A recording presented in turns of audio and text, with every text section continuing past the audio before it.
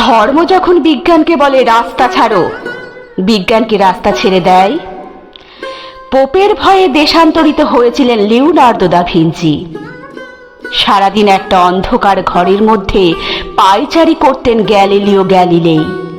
তাকে পাহারা দেবার জন্য বসে থাকতো একজন ধর্মের পেয়াদা, যার চোখের পাতা বাতাসেও নড়ত না। বিজ্ঞান কি তখন থেমেছিল? তীর্থের পাণ্ডাদের হই হই, তাদের লাল চোখ কি পেরেছিল পৃথিবীকে বেঞ্চের ওপর দাঁড় করিয়ে সূর্যকে তার চারিদিকে ওঠবস করাতে?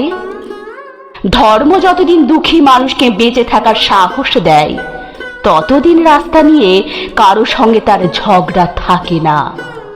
রাস্তা কারো একার নয়, বরং তাকেই একদিন রাস্তা ছাড়তে হয় যার স্পর্ধা আকাশ ছুঁয়ে যায়। বিজ্ঞান যখন প্রেমের গান ভুলে ভাড়াটে জল্লাদের পোশাক গায়ে চাপায়, আর রাজনীতির বাদশারা পয়সা দিয়ে তার ইজ্জত কিনে নেয়, আর তার গলা থেকেও ধর্মের ষাঁড়েদের মতোই কর্কশ আদেশ শোনা যায়, রাস্তা ছাড়ো নইলে। পৃথিবীর কালো সাদা হলুদ মানুষের গান, তাদের স্বপ্ন এক মুহূর্ত সেই চিৎকার শুনে থমকে তাকায়। তারপর যার যেদিকে রাস্তা, সেদিকে মুখ করেই তারা সামনে, আরো সামনের দিকে এগিয়ে যায়। কেউ কারোকে রাস্তা ছেড়ে দেয় না।